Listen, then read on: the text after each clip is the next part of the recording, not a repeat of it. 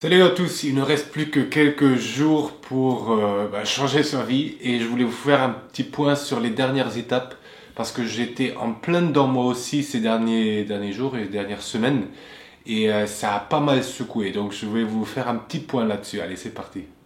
You ready to make a covenant? Yes. Si vous vous rappelez bien, il y avait vraiment cette notion de lâcher prise et après de pleinement vivre quelque chose un vrai changement.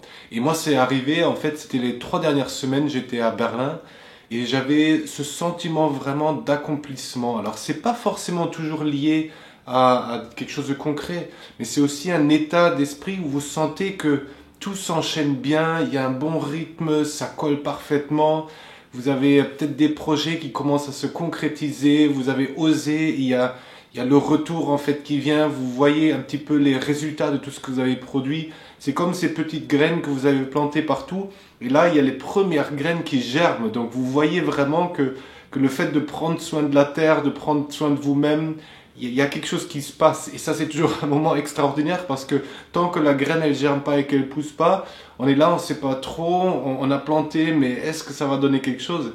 Et ce moment-là, il est assez incroyable. On se sent vraiment, oui, en accord avec soi-même.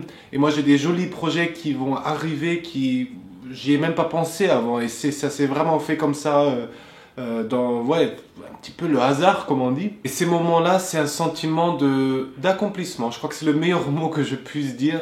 C'est où vous sentez que la vie vous sourit, les choses avancent et vous vous sentez bien.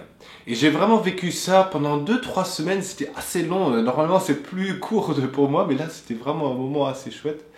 Et bien entendu, et c'est ça que je voulais aborder avec vous maintenant, ben, souvent après ces périodes, après l'extase, comme dit Jack Cornfield, il y a la vaisselle. Et il y a vraiment cette retombée, le fall, c'est-à-dire se tomber à nouveau dans un creux. Et pour moi, cette chute, c'était un petit peu quand je suis arrivé à Paris, à peu près une semaine, 10 jours, où étonnamment, je sentais que l'énergie était basse. J'étais dans un environnement qui ne me parlait pas trop. Il y avait beaucoup d'intensité, du bruit, un peu de pollution. Et je ne me retrouvais pas là-dedans. Et je sentais à quel point il y a quelque chose vraiment qui me ouf, une énergie lourde où j'avais l'impression, mais qu'est-ce qui se passe d'un coup? Pourquoi là j'ai vécu 2 semaines super chouettes et finalement ça retombe? Et ce qui est intéressant, c'est qu'on le retrouve beaucoup dans le sport. Donc si vous regardez par exemple les Jeux Olympiques en ce moment, c'est exactement ce qui se passe. On se prépare pendant 4 ans pour un événement. Il y a la course ou ce que vous voulez. Et après la course, il y a cette retombée de se dire soit vous avez réussi, mais soit pas non plus. Mais il y a vraiment ce trou-là où vous dites et maintenant. Je croyais qu'on pouvait le planifier tout le temps, mais j'ai remarqué aussi que par moments ça vient sans même que je le provoque. C'est-à-dire c'est qu'après ces 2, 3 semaines à Berlin, il y avait vraiment un trou et que quoi que je voulais faire, j'arrivais pas à m'en sortir. C'est-à-dire c'est pas une énergie où on est yeah chouette, ça avance, j'ai encore de plein de trucs. Non, c'est un petit genre ah j'ai pas envie de faire quoi que ce soit, ça me saoule. Tout ce que j'avais fait là en fait ça vaut pas le coup. Vous voyez un petit peu une énergie un peu lourde. Et ce qui moi m'aide dans ces moments, c'est uniquement le fait de se dire ah c'est une période, c'est le moment de bien prendre soin de moi. Et ce qui est étonnant, c'est que en plus je suis tombé malade, donc tout mon corps me disait calme-toi, prends le temps, reste au lit un petit peu, dors un peu plus longtemps, veille sur ton alimentation. Et c'est ça qui en fait est important dans cette phase où on est vraiment dans un creux, où on a besoin de se reposer mentalement, émotionnellement, spirituellement, physiquement. Ensuite, on peut se demander comment en sortir. Et d'expérience, ça ne sert à rien de forcer en fait. C'est que tout simplement se dire qu'à un moment donné, vous sentez l'énergie qui revient un petit peu et que vous savez peut-être pas qu'est-ce qui va venir après, mais c'est là que la curiosité revient. C'est de se dire, ok, je remarque que là, ma vie m'a proposé de vivre un cycle et que maintenant je suis prêt à enclencher le prochain cycle sans forcément diriger directement vers où ça va. Forcément, vous allez continuer et avec les projets que vous avez lancés et qui ont eu les premières graines, mais de se dire, ok, maintenant l'arbre il pousse, je ne vais pas forcément lui imposer une direction où il doit pousser, mais je vais juste essayer, ok, vers où il pousse, et peut-être découvrir des premières fleurs ou même des fruits, et que vous dites, ah d'accord, c'est ça, c'est un pommier, donc maintenant je peux commencer à planifier qu'est-ce que je vais en faire des pommes. Mais tant que vous ne savez pas que c'est un pommier, ça ne sert à rien de planifier trop, parce que si vous planifiez de faire des jus de pommes, et qu'au final vous découvrez que c'est, je sais pas, un poirier, voire pas un arbre fruitier, quelque chose de complètement différent, ça peut arriver, vous avez beaucoup d'énergie qui est perdue.